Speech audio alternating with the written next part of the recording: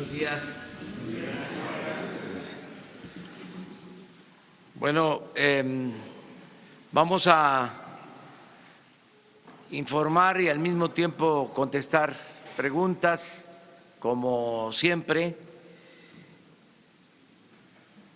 Iniciaremos con un informe sobre el combate al robo de combustible, el estado en que se encuentra. Seguimos enfrentando todo lo que significa la existencia de tomas clandestinas en todo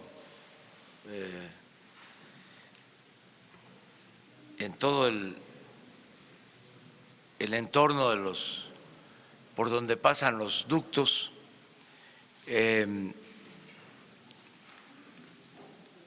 Y la manera en que estamos avanzando. Bien, se está regularizando el abasto en general, todavía no como quisiéramos. Ya se logró la normalidad en el abasto en el Estado de México, en la Ciudad de México. Se está por resolver en definitiva el abasto en Guadalajara, en la zona metropolitana, en el estado de Jalisco. Considero que en esta semana se resuelve en definitiva. Estamos atendiendo también el abasto en Monterrey. Vamos poco a poco resolviendo el problema de abasto en Guanajuato, en Querétaro, Michoacán, que son los estados con más problemas. En el resto del país, pues, afortunadamente no se nos ha presentado un problema de desabasto. Estuve el fin de semana en Nayarit, en Sinaloa, y no hay problema de desabasto. La razón es que en Sinaloa, pues lo que hay en Mazatlán es una terminal marítima y llega la gasolina por mar. En Sinaloa no hay ductos. Eso hace la diferencia. Entonces no tienen problema. Tampoco Nayarit, que se abastece de Mazatlán. En el caso de Jalisco, sí, porque es el ducto de Guanajuato que va a Guadalajara, Salamanca, Guadalajara. Para resolver el problema, ahí se llevó combustible de Mazatlán y se reforzó la vigilancia de ese ducto para que terminara de abastecer lo que se consume en Jalisco. Y ya el informe de hoy habla de que se tiene combustible suficiente. Falta la distribución, pero ya en las terminales de Jalisco hay gasolina. Falta la distribución a las gasolinerías, pero ya se va a hacer en esta semana y yo espero que se regularice. Nos fue muy bien en el recorrido del fin de semana, la gente está muy esperanzada del cambio, nos dicen que no aflojemos ni un paso atrás en el combate a la corrupción y a la impunidad. Y vamos a seguir actuando de manera consecuente porque esto es lo que quiere el pueblo de México, que se limpie de corrupción el gobierno, que se limpie de corrupción el país. Y en eso vamos a seguir aplicándonos. El jefe del Estado Mayor de la Defensa, el general Homero Mendoza, va a informarles sobre cómo estamos avanzando en el cierre de tomas clandestinas. Hay una imagen que quisimos mostrarles de esta tecnología que se fue creando, que fue surgiendo de la construcción de las zanjas como cisternas para sacar el producto de los ductos, para almacenar el producto de los ductos, que significan un grave riesgo, un grave peligro, que fue lo que desgraciadamente causó la tragedia en Hidalgo. Pero esto, se los comentaba yo, se repite en todos lados. Esta imagen que vamos a ver es de Querétaro, pero la podríamos estar viendo en Veracruz, en Tabasco, en Jalisco, en Hidalgo, en Puebla, para que internalicemos más lo que significa esta actividad ilícita en riesgo y cómo se fue permitiendo que se arraigaran estas prácticas, cómo hubo omisión, cómo no se hizo nada, cómo se permitió que se llevaran a cabo estas actividades. Entonces, le damos la palabra al general. Muchas gracias. Muy buenos días. Me voy a permitir presentarles una gráfica que describe el esfuerzo que han hecho las Fuerzas Armadas, la Policía Federal y Pemex para la detección y atención de las tomas clandestinas. Ustedes ven en el cuadro que está expuesto el resultado de tomas clandestinas, el alertamiento en tomas clandestinas que a través del sistema de monitoreo que se sigue en Pemex nos hace llegar al Ejército y a la Secretaría Marina y Policía Federal.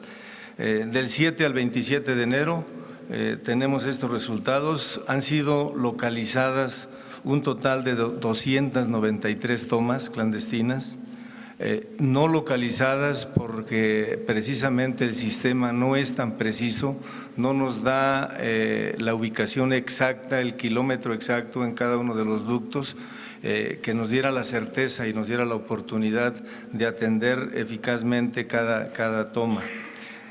Paralelo a este esfuerzo de no localizadas tenemos 1022, tenemos también no reportadas. Esta cifra describe el esfuerzo que hacen independientemente de las tomas o de las alertas que nos da Pemex.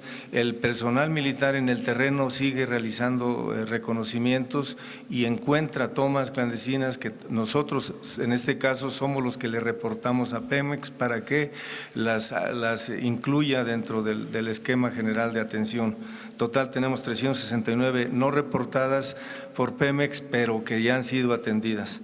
Un total, nos arroja un total de 1,684 tomas clandestinas, de las cuales un promedio de 600 en realidad han sido atendidas y nos quedan estas 1,022 que seguramente nos obliga a realizar un esfuerzo adicional que incluye unos reconocimientos más intensos, pero también la necesidad de que la Pemex estructure células para atención de estas tomas clandestinas y podamos tener un trabajo más eficiente. Les voy a presentar, como indicó el señor presidente, en el San Juan del Río, muy cercano, a escasos 8 kilómetros de donde el día 18 tuvimos también, en el mismo día en el que se presentó la crisis en el estado de Hidalgo, también tuvimos una toma clandestina en Querétaro que provocó un incendio que fue controlado. Esta toma, como ustedes observan en los gráficos, a las 8:15 de la mañana fue detectada por personal de nosotros. 3 bases de operaciones acudieron para acordonar el área. Suspendió Pemex a las 8:53 el flujo en el ducto, bloqueando el tramo, y el derrame se ubicó en un área rural de labranza despoblada sin riesgo para la población, pero contaminó. A las 10:50 se controló la fuga, quedando reparado el ducto. Tenemos ahí el video, a ver, por favor, pónganlo. Ustedes vean la magnitud de la ya sobre los canales de los riegos se ha esparcido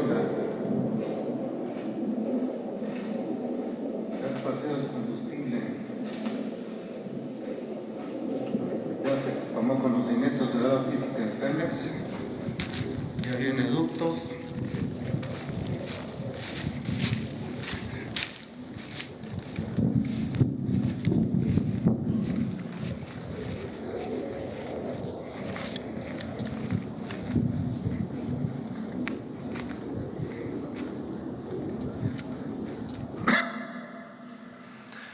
Bien, como ustedes pueden apreciar, esto precisamente confirma el riesgo que representa este tipo de actividades ilícitas, porque cualquier chispa, cualquier flamazo provoca el incendio y consecuentemente en el caso de los que acuden pobladores o personas a tomar el combustible de esta manera ilícita, pues pueden tener alguna lesión.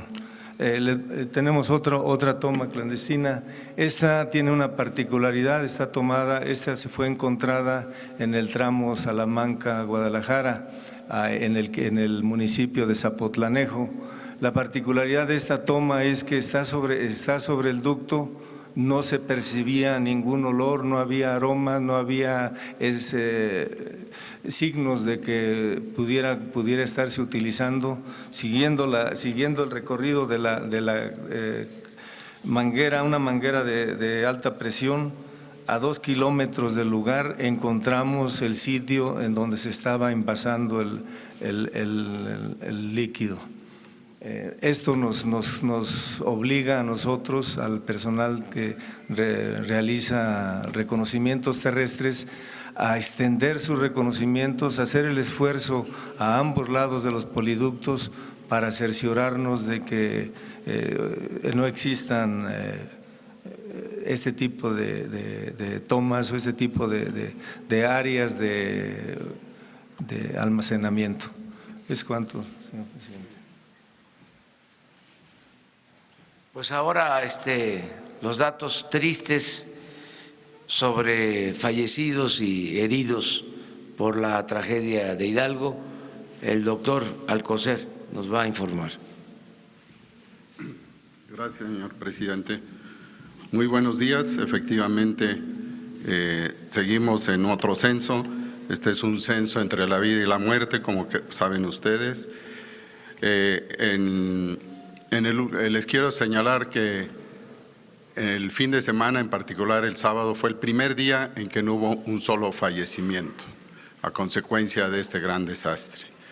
En las últimas 48 horas, entonces, fue solo un paciente fallecido.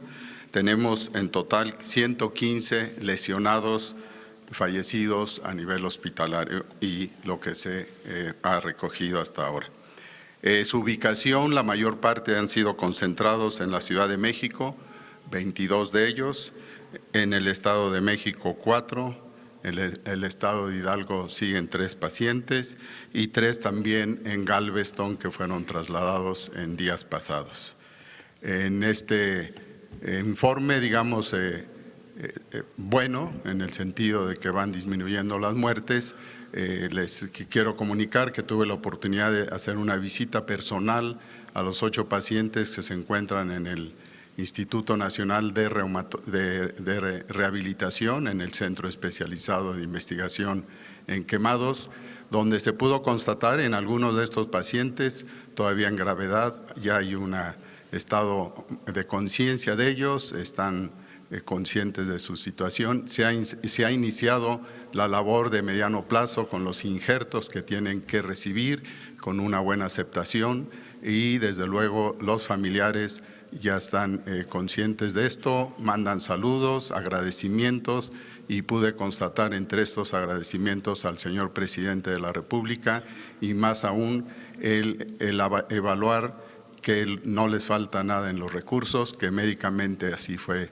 verificado por su servidor y en lo cual están avanzando en lo que se les debe dar a todos ellos. Muchas gracias, esa es la información. ¿Perdón?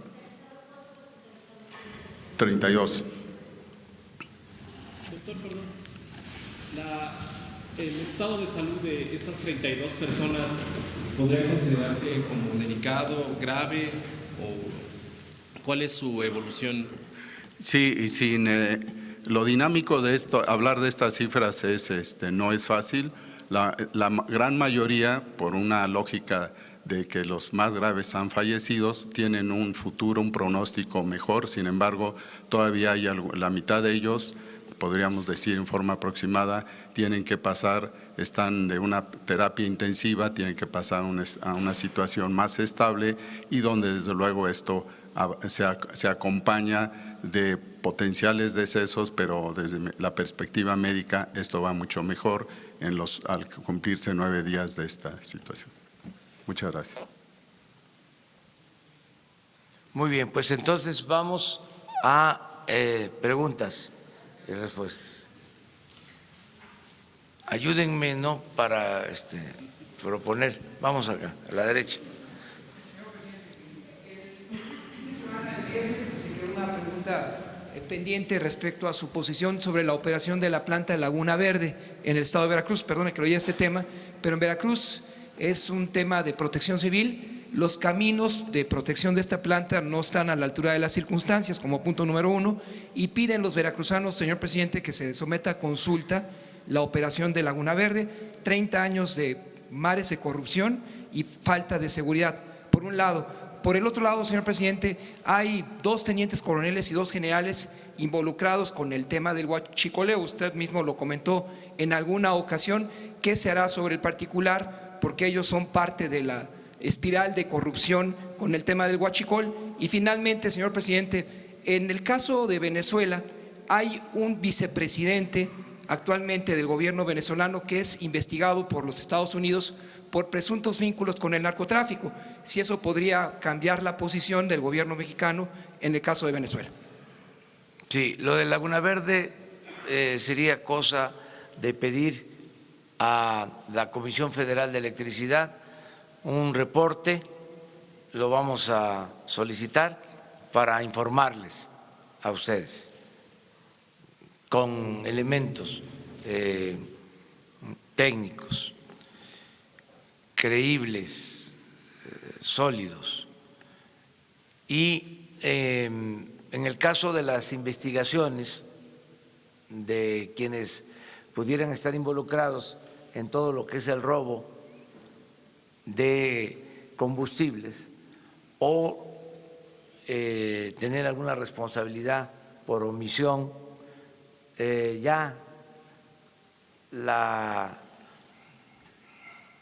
Procuraduría, ahora Fiscalía General, tiene abiertas todas las investigaciones. En el caso de el general que actuaba como representante de el ejército en la embajada de Panamá, ya me ha informado el secretario de la Defensa que se le pidió su regreso para que si tiene alguna responsabilidad sea investigado. Esa es la información que tengo al respecto. Sobre Venezuela, nuestra postura pues es la misma, es lo que establece nuestra Constitución, no nos vamos a mover de ahí porque tenemos que ser respetuosos de los principios de no intervención, de autodeterminación de los pueblos, de solución pacífica de las controversias. Esto se ha aplicado durante mucho tiempo en la política exterior mexicana, son principios básicos. Cuando no se han aplicado estos principios, no se ve bien.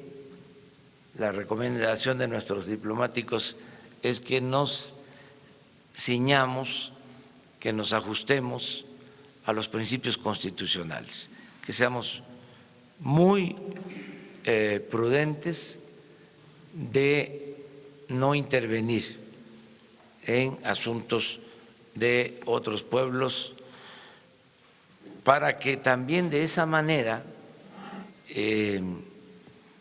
podamos fortalecer nuestra soberanía, que no haya ningún gobierno extranjero, ninguna hegemonía que quiera entrometerse en asuntos internos de México. Es un principio. Cuando triunfa la República, luego de derrotar a los invasores extranjeros, luego de que entra triunfal Juárez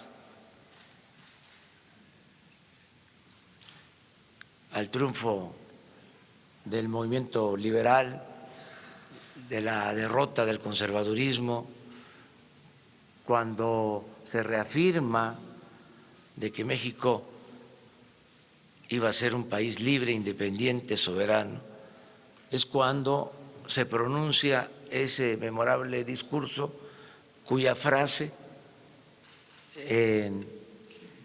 sintetiza lo que es nuestra política exterior entre las personas, entre los individuos, como entre las naciones. El respeto al derecho ajeno es la paz. Dicen algunos que es un principio anacrónico, que han cambiado las cosas. Nosotros consideramos que es un principio vigente. Tan es así que está en nuestra Constitución, en el artículo 89, fracción 10ª. Entonces, vamos a seguir actuando de esa forma, de esa manera.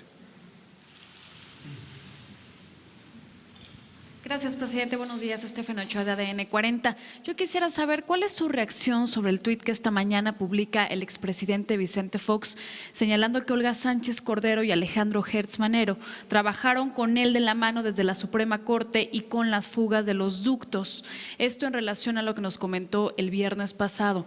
Y en otro tema, preguntarle si en la reunión, en el encuentro que tuvo con el gobernador del Estado de México, Alejandro del Mazo, hablaron sobre el tema del feminicidio, porque el día de ayer fue encontrado el cuerpo de una niña de 11 años en Chimalhuacán después de haber desaparecido hace algunos días. Gracias.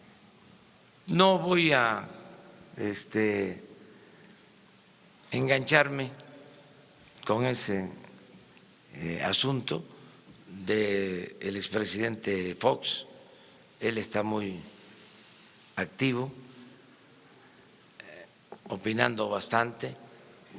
Yo lo único que puedo decir que en un sistema político como el nuestro, la responsabilidad principal la tiene el presidente, no los colaboradores. Si hay voluntad política del presidente de que las cosas cambien, se logran los cambios. Si el presidente dice no va a haber corrupción y hay esa voluntad política de evitar la corrupción, se avanza. El ejemplo se da arriba, no tiene que ver con los colaboradores. Ese es mi punto de vista, en general, como concepto. Depende de los presidentes. Por eso, cuando se habla de juzgar a corruptos, siempre he pensado que se tiene que empezar, si eso es lo que conviene a la nación, de arriba para abajo. Y lo que estamos haciendo es limpiar al gobierno de corrupción precisamente de arriba para abajo. ¿La otra pregunta? Sobre su encuentro con el gobernador Alfredo del Mazo. Sí, hablamos sobre lo que tiene que ver con la seguridad en el Estado de México, feminicidios, todo, desde luego. Se está haciendo pues un esfuerzo, diría yo que en general, para que se garantice la paz, la tranquilidad, que no haya homicidios, que no haya feminicidios. Estamos trabajando en eso. No es algo que no tratemos todos los días. Un día de estos yo les voy a explicar cuál es la agenda que tratamos desde las 6 de la mañana, cómo se desenvuelve la reunión de seguridad. El primer tema de la agenda siempre tiene que ver con los delitos cometidos en las últimas 24 horas. Entonces, sabemos qué delitos, cuántos homicidios, cuántos robos de vehículos, sabemos en dónde, en qué municipios, en qué estados, y esto nos da tendencia y se actúa a partir de lo que está sucediendo. Tenemos una idea clara de dónde hay más homicidios, las causas, todo lo que sucede en las últimas 24 horas. Y estamos atendiendo un problema que es también grave, severo, el problema de la inseguridad, de la violencia, por lo mismo, porque no se atendieron las causas y creció mucho. Entonces estamos iniciando los programas sociales, que consideramos que eso nos va a ayudar bastante, porque es lo preventivo, eso nos va a ayudar a que la gente tenga opciones, tenga alternativas, que los jóvenes tengan trabajo, que no se vean obligados a tomar el camino de la delincuencia, pero lleva tiempo.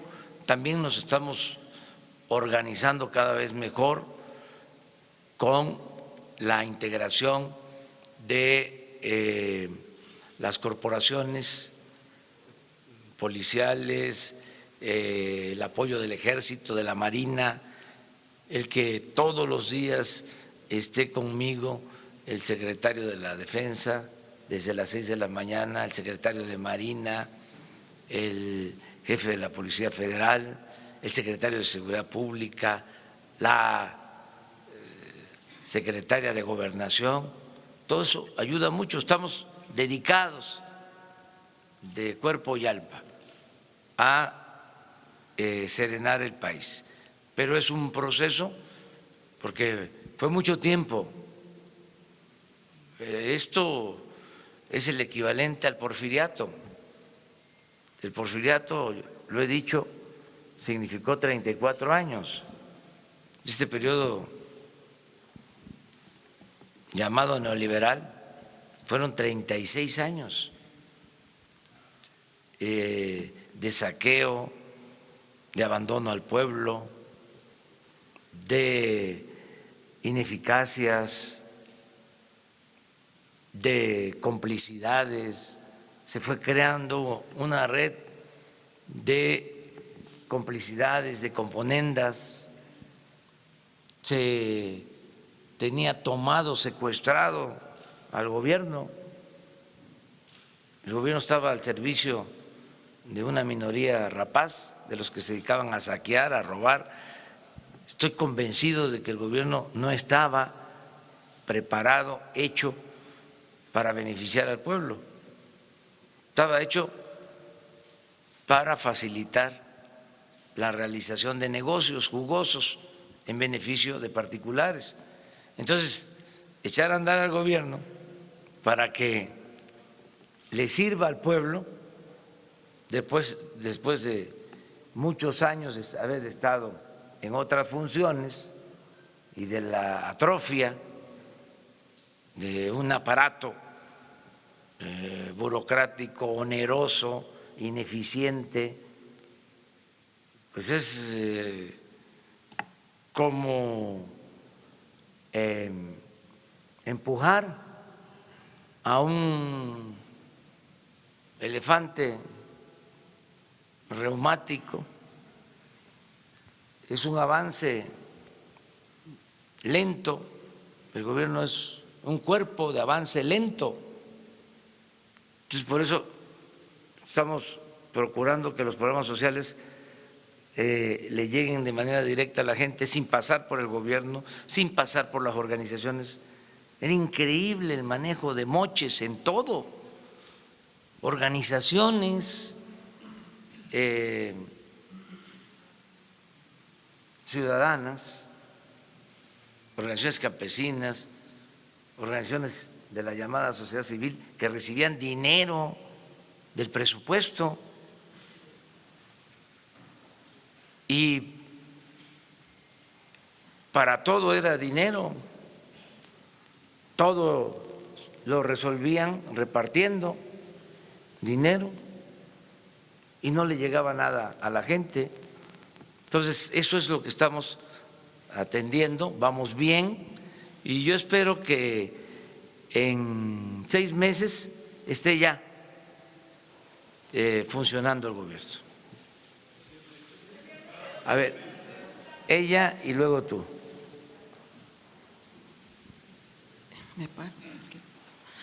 Gracias, señor presidente. Nancy Rodríguez, del portal Oro Sólido en Redes. Precisamente en este contexto, señor presidente, la semana pasada usted le comentó al compañero Vicente Serrano de Sin Censura, algo textual, aquí lo leo, dice: no hace falta que ustedes me den nombres de autoridades, que lo hagan aquí por represalias que pueda haber. Efectivamente, ser periodista en México es muy peligroso, casi como ser policía o soldado, ¿no? Pero pues ni un paso atrás, señor presidente.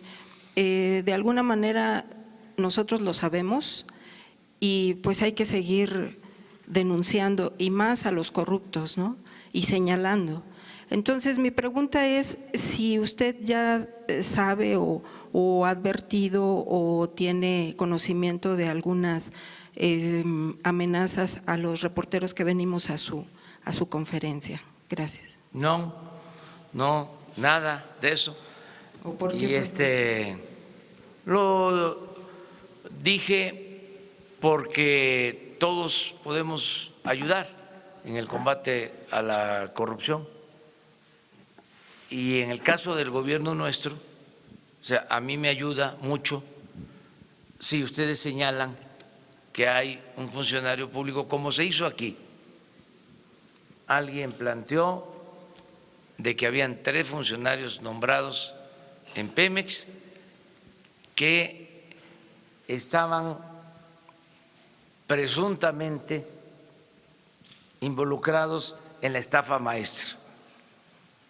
Entonces dijimos, vamos a investigar, ya tenemos un plazo de 1 semana, ya le pedimos a la secretaria de la Función Pública que nos informe. Ya va corriendo el tiempo, creo que a mitad de semana se cumple el plazo y aquí les decimos sobre estos 3 servidores públicos. Esa es una contribución porque eso yo no lo sabía.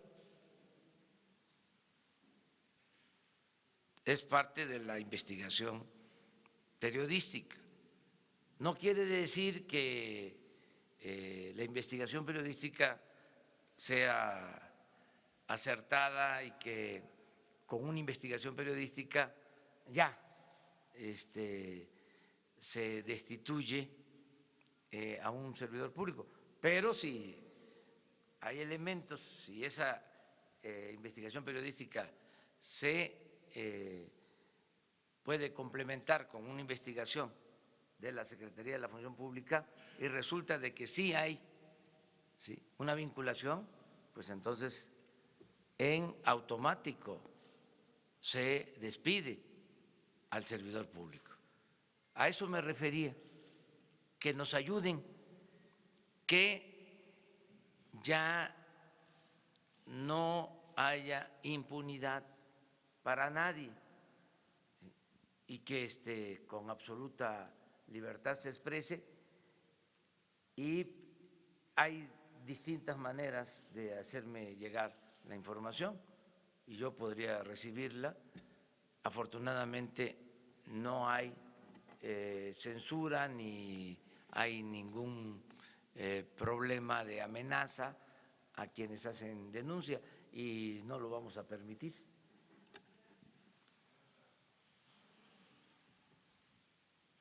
Buenos días, presidente. Varias preguntas. La primera, el viernes nos hablaba sobre la tecnología para detectar el robo de combustible.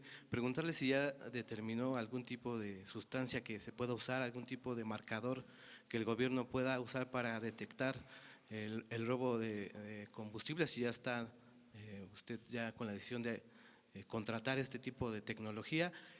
También preguntarle, hace unos días nos informó sobre el tema de una empresa a la que no se le devolvieron millones de pesos. Quería preguntarle si hay una lista, si usted sabe cuántas empresas están en esta condición, si puede transparentar las devoluciones de IVA que se le dan a las empresas. La otra pregunta, vimos ahorita la zanja de una toma clandestina. Esta gasolina, si uno la toma con una cubeta y la echa a un automóvil, a un tractor, ¿el tractor funciona bien o qué pasa? Veo que se mezcla con tierra esta gasolina, ¿sigue siendo eficiente la gasolina? Y por último, preguntarle si ya habló con el gobernador de Michoacán sobre el tema de los maestros. Gracias. Bueno, lo de la gasolina sí se utiliza, sí es utilizada para el transporte, a pesar de que es en ese tipo de cisterna o de esa manera se almacena de la tierra, sí se vende la gasolina que se recoge de las zanjas. No he hablado con el gobernador de Michoacán, estaba en una visita de trabajo, pero sí hemos estado atendiendo el tema en Michoacán. Ya se transfirió el dinero para que se le pagara a los maestros. desde el viernes se les entregó el dinero al gobierno del estado. Tengo entendido que ya están pagando. Sin embargo, están ellos demandando otras cosas. Nosotros no vamos a caer en ninguna provocación. Si son fines políticos, no vamos nosotros a ceder ni a reprimir. Cada quien se va a hacer responsable de sus actos. Cuando hay una actitud de intransigencia, cuando no hay una causa justa por la que se protesta, sino son otras razones, pues la misma gente se da cuenta y esto no ayuda a ninguna organización. No lo puedo asegurar, pero ellos tienen que entender que son otros tiempos. Nosotros no estamos en contra del pueblo ni somos represores. Al mismo tiempo, tenemos autoridad moral suficiente, no tenemos problema de conciencia, como para no dejarnos chantajear por nadie, sea quien sea. El gobierno representa al pueblo, el presupuesto es dinero del pueblo. Si no hay razón, no vamos a ceder. Es Juárez gobernando, el ejemplo de Juárez. Nada por la fuerza, todo por la razón y el derecho. No tengo el dato, pero era lo que se estaba solicitando. Aclaro que no es una responsabilidad del gobierno federal, es del gobierno del estado. Se le adelantó al gobierno del estado un recurso para que pudiera atender la demanda. Sí.